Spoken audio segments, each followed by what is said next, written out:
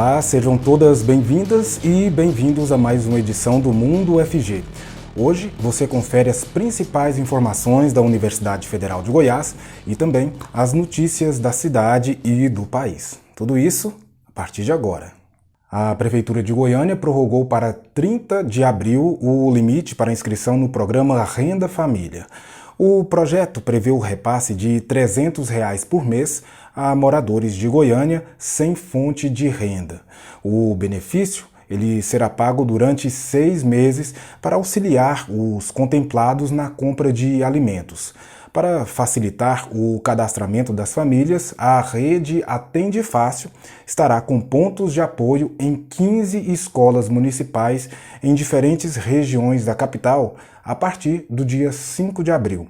As unidades vão abrir às 8 horas da manhã até às 6 horas da noite, de segunda até sexta-feira. A vacina contra a Covid-19 estará chegando a faixas etárias com maior número de pessoas. Para facilitar o acesso ao imunizante sem causar aglomeração ou longas filas de espera, o cidadão pode fazer o pré-cadastro e o agendamento por meio do aplicativo Prefeitura 24 Horas. Da semana passada para cá, já foram mais de 90 mil pré-cadastros e 14 mil agendamentos. É fácil fazer o cadastro? O que a pessoa precisa? Sim, nós procuramos fazer o aplicativo da maneira mais fácil possível. Então, nós procuramos buscar os dados de identificação da pessoa, aquele que ela tem em mãos em qualquer momento, e que não vai precisar de apresentar documento para isso, né? Seria o nome completo, nome da mãe, data de nascimento, local de moradia, seria basicamente isso.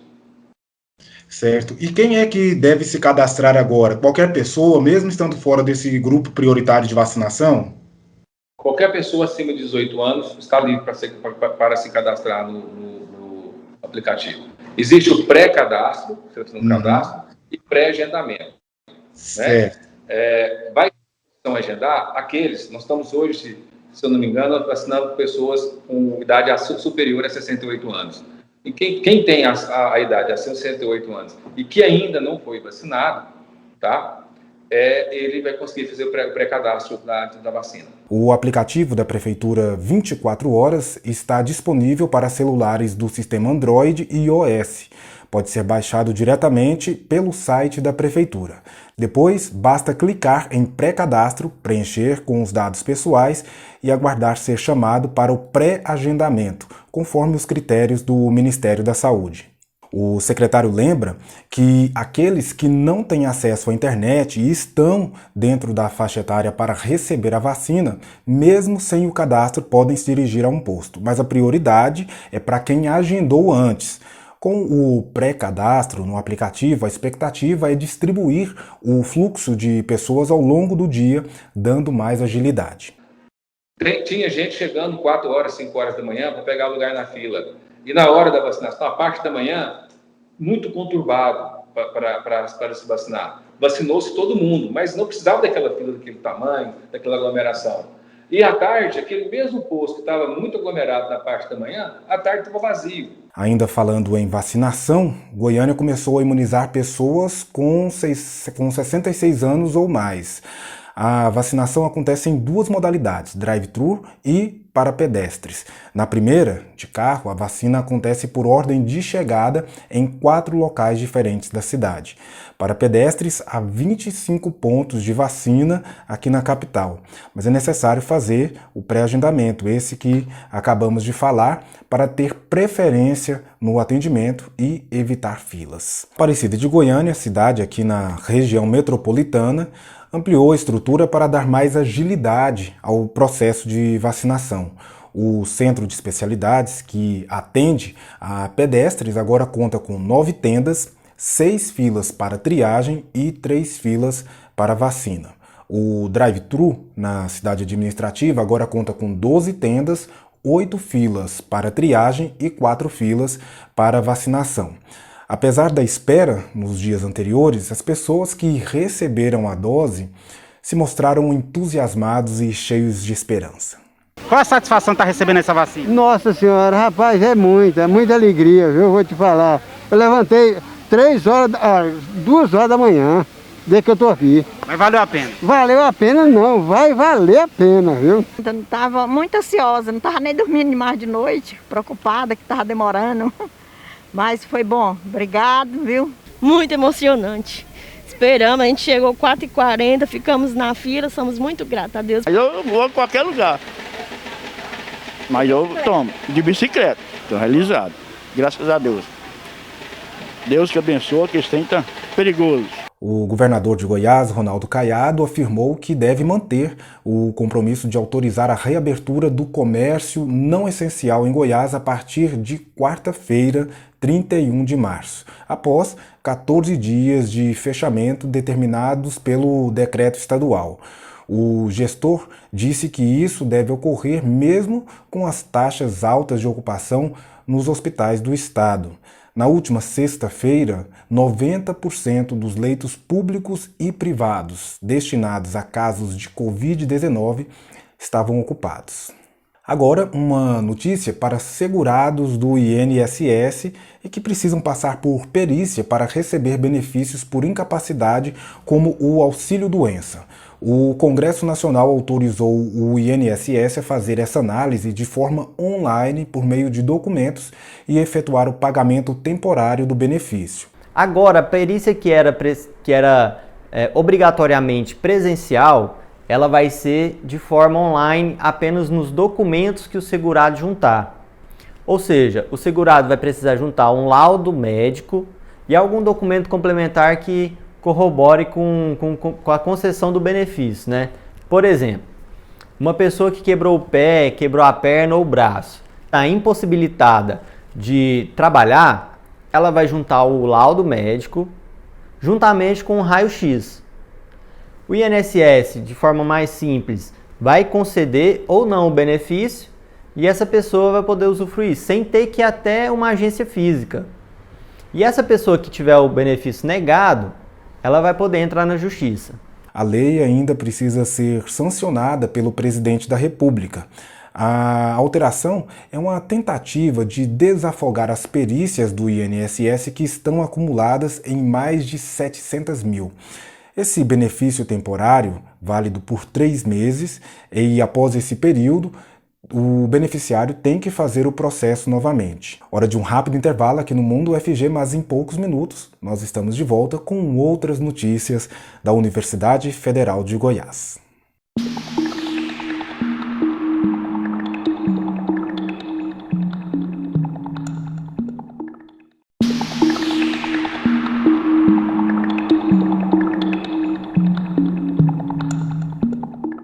Pesquisa do Instituto Evandro Chagas aponta que 80% dos intubados por Covid-19 no Brasil morreram ao longo de 2020. Ou seja, 8 a cada 10 pacientes que passaram por UTIs faleceram. O país superou a média mundial de mortalidade, que é de cerca de 50%. A pesquisa aponta que a taxa é desigual entre as regiões do país e que na região norte a mortalidade de pacientes intubados sobe para 86% e no nordeste para 83%. Entre as principais causas da alta mortalidade no país estão o descontrole das infecções aqui no país, a falta de um protocolo nacional que unifique as técnicas de tratamento intensivo e a presença de pessoal sem treinamento e experiência adequados. Uruguai, Venezuela e Peru sofrem com a escalada de infecções por Covid-19 e atribuem o aumento de infectados à chegada da variante brasileira nesses territórios. A cepa P1 é uma mutação mais virulenta e foi detectada pela primeira vez em Manaus no final de 2020. Muitos países suspenderam as ligações aéreas e terrestres para viajantes do Brasil na tentativa de impedir a propagação da variante. Mas 3 meses depois, ela já foi identificada em 15 países e territórios das Américas. No Brasil, o número de mulheres grávidas, vítimas fatais da pandemia, é 3 vezes maior que no resto do mundo. Para se ter uma ideia, enquanto a internação de mulheres alcança uma média de 5%, entre as grávidas esse número passa dos 30%. A necessidade de um leito de UTI entre as grávidas também é o dobro, quando a gente compara com quem não é gestante. E isso eleva também a necessidade de partos prematuros. Olha, os sintomas da Covid são os mesmos para qualquer pessoa. Quadros leves, a gestante pode permanecer em casa. Mas a Letícia Brito, nossa colega aqui da TV UFG, conversou com um especialista para saber outras informações. Doutor, qual que é o sinal de alerta ou os sinais de alerta? Olha, eu acho que um dos principais sintomas para essa mulher procurar uma ajuda são sintomas associados à dispneia, ou seja, aquela falta de ar que é mais desconfortável, febre alta que não cede, sintomas de diarreia, então mal-estar intenso. Esses são os principais sintomas de alerta que a mulher deve procurar sair sim uma unidade intensiva, uma unidade de saúde para poder investigar. Vanessa já tentava ser mãe há mais de um ano. Há 8 meses, no meio da pandemia, ela conseguiu engravidar. Eu achei que a situação não se prolongaria tanto. Eu já estava tentando engravidar há um ano, e aí eu falei, não vou deixar de tentar, porque eu acredito que vai contemplar só o início da minha gestação. Do meio para frente, a gente já vai estar com a doença controlada, já vai ter vacina. Já começou algum estudo sobre vacina em gestantes, doutor? Sim, a gente tem alguns estudos que estão caminhando, até porque o uso da vacina é muito recente, né? Mas o que tem se orientado é que aquelas mulheres tentantes, ou seja, as mulheres que ainda não estão grávidas, mas estão tentando engravidar, que essas mulheres façam uso da vacina, essas mulheres que estão principalmente na área da saúde, né? Então, que estão sendo vacinadas inicialmente, o ideal é que essas mulheres realmente sejam vacinadas, e as gestantes também que estão na área da saúde, que essas mulheres sejam vacinadas. Uma preocupação da Vanessa e de outras gestantes é que o coronavírus afete a formação do bebê durante a gravidez. O obstetra tranquiliza, dizendo que não há estudos que indicam esse tipo de problema. O que tem se evidenciado é o aumento dos partos prematuros.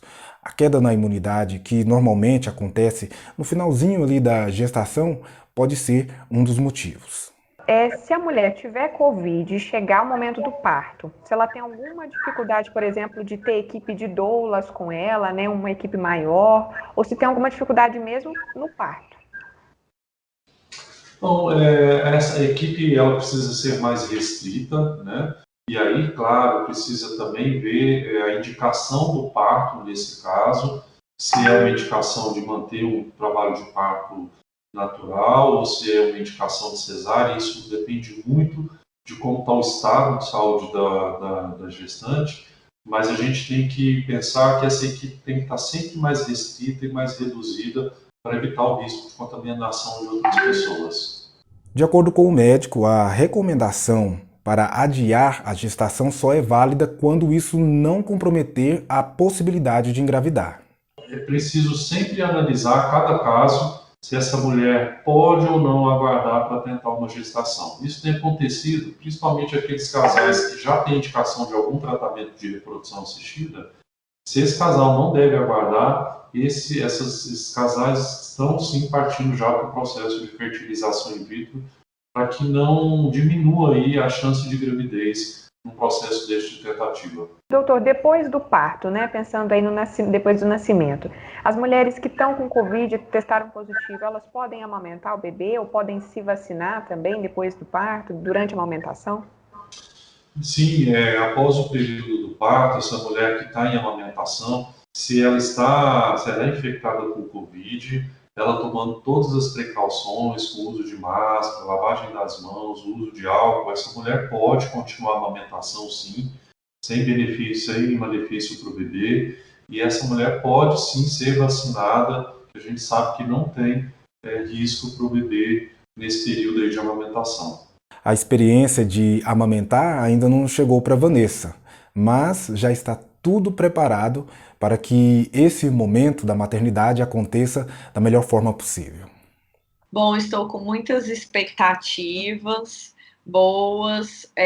Vai ser um menino, vai chamar Pedro. Daqui 1 mês e meio aí, mais ou menos, eu acho que ele tá aqui. E assim, tá tudo pronto aqui em casa, o quarto, o enxoval. Eu tenho esperança de fazer um parto normal, vamos ver se vai dar certo. Olha, o que também tem aumentado durante a pandemia são os problemas dermatológicos. Eu conversei com um especialista que disse que cerca de 25% dos pacientes que tiveram Covid-19 têm reclamado de queda de cabelo até 2 meses após se recuperarem. O médico explicou que o ciclo de vida do fio passa por 3 fases. A primeira é a fase anágena, que dura de 3 a 6 anos e é o período de nascimento e crescimento do cabelo. A segunda é a catágena, quando o cabelo para de crescer. E a terceira é a telógena, quando o fio se desprende e com o nascimento de um novo fio, ele cai. A Covid acelera essa terceira fase. Então, a gente fala que o Covid ele faz uma telogenização de todos os fios do couro cabeludo. Então, a gente observa geralmente uma queda em todo o couro cabeludo, uma queda acentuada que o paciente relata. Isso pode ser por diminuição de nutrientes, né? Então, o paciente doente ele acaba não se alimentando tão bem. Pode ser pela febre, sabe-se que o aumento da temperatura do corpo pode levar a essa queda de cabelo. E também pelo estresse que a gente já tinha falado antes. Além disso, algumas lesões na pele podem levantar a suspeita de infecção pelo novo coronavírus. É comum a gente pegar alguns vermelhidões, que a gente chama de eritema, e em casos mais graves, às vezes o paciente já internado, a gente observa lesões mais arroxeadas, ou então as extremidades dos dedos das mãos ou dos pés mais arroxeados devido aos fenômenos tromboembólicos causados pelo Covid. Mas não são apenas as pessoas infectadas ou que passaram pela doença que apresentam alterações dermatológicas. Muita gente tem sentido na pele as mudanças emocionais e de comportamento que a pandemia e o isolamento social têm causado. O sistema nervoso, ele tem uma relação com esses problemas de pele? Sim, com certeza. Principalmente pessoas que já têm algumas doenças, que são algumas doenças autoimunes, como, por exemplo, a psoríase, o vitiligo. Essas doenças, o paciente com o Covid, às vezes essas doenças estavam controladas, mas por causa dessa alteração emocional, alteração de ansiedade, estresse, pode voltar a manifestar essas doenças. E a gente observa que essa queda de cabelo que eu te disse, são por alguns fatores. Outra reclamação é com relação à mão ressecada, causada pelo uso do álcool e pela constante higienização. Para evitar, é importante fazer o uso de cremes hidratantes constantemente. As máscaras e luvas também podem causar acnes e outras irritações.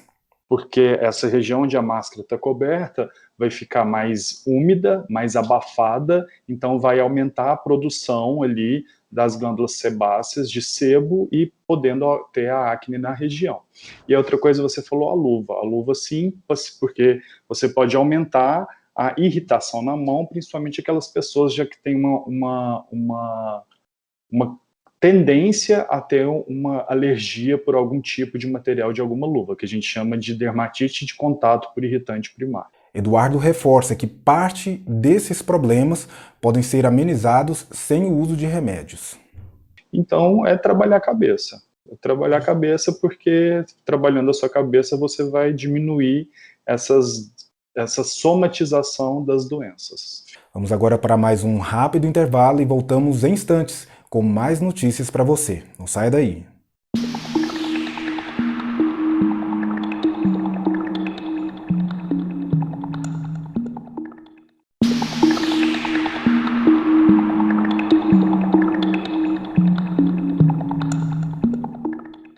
O orçamento previsto para as universidades federais de todo o país devem sofrer uma redução de mais de R$ 1 bilhão agora, em 2021. Essa informação preocupa os gestores dessas instituições, já que a verba necessária para pagar despesas como energia, limpeza e segurança, por exemplo, já vem sofrendo redução há vários anos. O estagiário de jornalismo, Gustavo Soares, tem mais informações. O projeto de lei orçamentária da União para 2021 prevê um corte de cerca de 18% no orçamento das 69 universidades federais. Isso equivale a aproximadamente R$1 bilhão. Para piorar a situação, a aprovação do relatório setorial na Comissão Mista de Orçamento da Câmara dos Deputados retira mais de 120 milhões desse montante. Em 2019, o orçamento das universidades federais era de R$6 bilhões. No ano passado, esse número sofreu um corte de 500 milhões.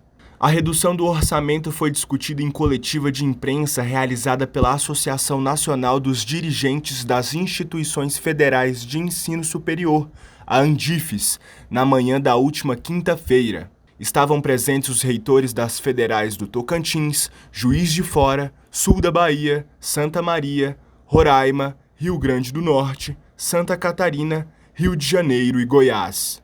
Em relação à assistência estudantil, o corte é ainda maior, de 20%, o que representa 237 milhões a menos. Auxílios como Bolsa Alimentação, Moradia e Permanência beneficiam alunos que vêm de famílias que possuem uma renda inferior à de um salário mínimo, o que representa mais de 50% dos estudantes. Segundo o professor Edivar Madureira, presidente da ANDIFES, o corte vai levar à evasão imediata de discentes, uma vez que se retira a possibilidade de auxílios. Além disso, a pandemia trouxe novas necessidades de assistência, como a de ter equipamento para acompanhar as aulas remotas, acrescentou José Daniel Diniz, reitor da Federal do Rio Grande do Norte. Já nos hospitais universitários, a questão é incerta. Segundo o professor Edivar, o financiamento das atividades que acontecem nos hospitais são custeadas pelo Sistema Único de Saúde, o SUS, mas alguns hospitais possuem independência financeira da universidade, outros não. A reitora da Universidade Federal do Rio de Janeiro, professora Denise Pires de Carvalho, evidenciou que naquele estado existem 9 hospitais dependentes do orçamento da universidade. Ainda disse que durante esse 1 ano de pandemia, as demandas cresceram consideravelmente e que deveria haver aumento no investimento, não corte. Por fim, o reitor Edivar enfatizou que a entidade vai lutar para reverter essa situação. Para isso, é necessário sensibilizar os parlamentares sobre a importância das pesquisas, da educação de qualidade e da inclusão feita nas universidades para que os cortes sejam interrompidos. Olha só, e os idosos eles estão cada vez mais conectados. Uma pesquisa divulgada pela CDL Goiânia mostra que o número de pessoas com mais de 60 anos navegando na rede mundial de computadores cresceu. Em 2018, esse número era de 68%. Em 2021, chegou a 97%. Podemos pensar que a pandemia contribuiu para esse crescimento, já que, com o isolamento social, os meios digitais passaram a ser utilizados para interação entre as pessoas e também acesso a informações. A pandemia aumentou consideravelmente a quantidade de acesso à internet, a transformação digital e as vendas online. E isso não seria diferente para esse público idoso. Eles estão também buscando essa transformação digital. Eles buscam muito por informações de economia, de esporte, de saúde. Notebooks e computadores são bastante utilizados para esse acesso, mas o público idoso quer estar com tudo conectado aqui, na palma da mão. Os smartphones são os preferidos de 84%. Os principais aplicativos utilizados são de bancos, transporte público e redes sociais.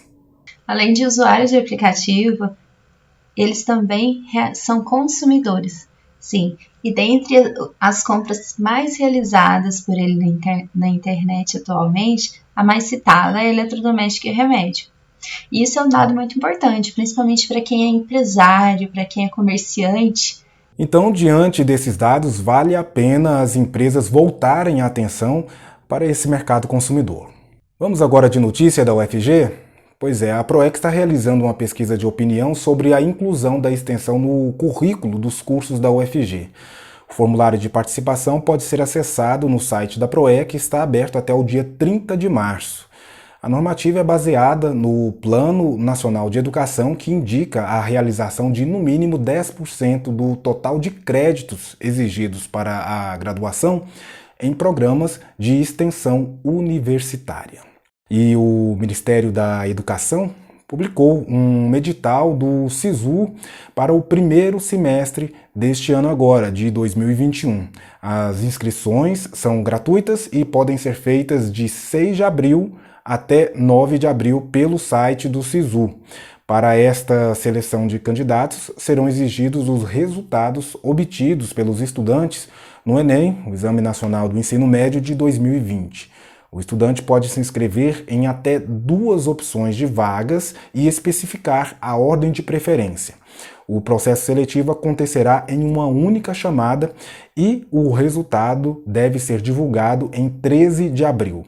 O processo de matrícula será de 14 de abril até o dia 19 e em dias e horários de atendimentos definidos por cada instituição de ensino. E o Instituto Butantan de São Paulo anunciou na última semana 2 notícias que nos enchem de esperança na luta contra a pandemia.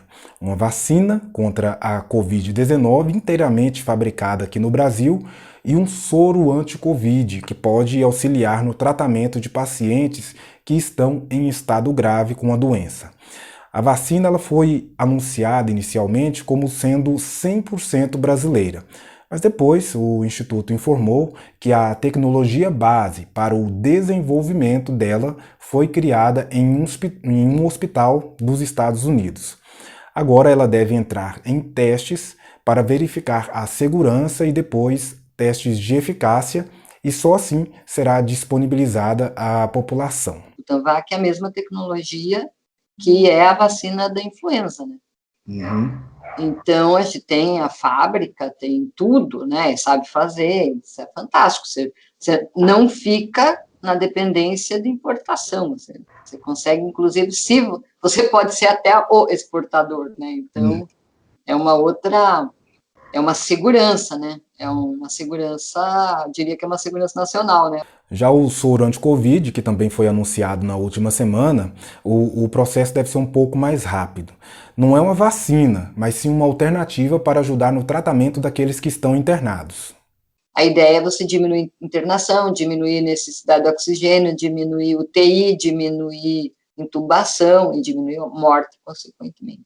Na conversa com a diretora do Instituto Butantan, eu também perguntei sobre a diferença desse soro para o plasma convalescente doado por pessoas que já se recuperaram da Covid-19 e possuem anticorpos.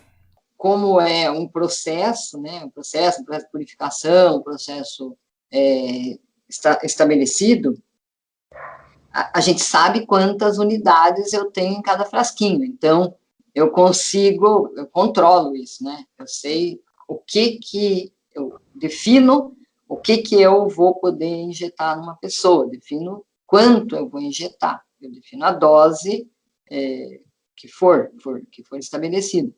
Diferente do plasma, né? Porque você tem um plasma do convalescente, eles variam de pessoas para pessoa,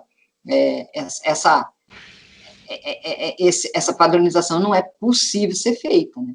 Mas a Ana Marisa reforça que o princípio de oferecer anticorpos para quem está na luta contra a doença é o mesmo. A expectativa é que esse soro reduza o tempo de internação de pacientes e acelere a recuperação. Os testes iniciais foram feitos em laboratório. Inicialmente, os pesquisadores infectaram um camundongo com o vírus e quando ele já estava com sintomas e um grau avançado de infecção, eles aplicaram o soro para verificar os resultados. 2 dias depois da infecção, nós tratamos com o soro, com uma concentração X de soro. E 1 dia depois do tratamento, a gente viu, então, uma diminuição da carga viral no pulmão, porque a gente estudou, colocou foco no pulmão, visto que essa doença tem um foco muito importante no pulmão, né? Então, mediu a carga viral, diminuiu claramente a carga viral, numa quantidade estatística, significantemente estatístico, claro, isso. E viu também toda a parte histológica, uma diminuição do processo inflamatório e uma preservação muito maior do pulmão nos animais tratados que não tratados. Então, basicamente, é o que a gente espera que aconteça após o tratamento com pessoas, né? O desenvolvimento do soro agora está em fase final. O Butantan já solicitou para a Anvisa autorização para fazer um ensaio clínico em pacientes e já está tudo pronto para começar. Serão 3 etapas, as 2 primeiras feitas com grupos menores, para medir a segurança e também a dosagem correta. A última fase mede a eficácia do soro. A ideia é que seja muito rápido, tudo muito rápido, em poucos meses, em pouco tempo, a gente já tenha isso podendo pedir o registro, porque você tem que pedir o registro para depois disponibilizar para todo mundo. Mas o fato é que desde o primeiro momento a gente já vai estar tratando de pacientes, né? Uhum. Então, é imediato. No momento que começar, a gente começa a entender começa a contribuir de alguma forma e entender o que está acontecendo. E é com essa boa notícia que o Mundo UFG de hoje fica por aqui. Eu agradeço a sua audiência e companhia. Lembrando que de segunda a sexta estamos aqui a partir das 4 da tarde, trazendo conteúdo e informação. E é sempre muito bom ter você conosco. Um abraço e até a próxima.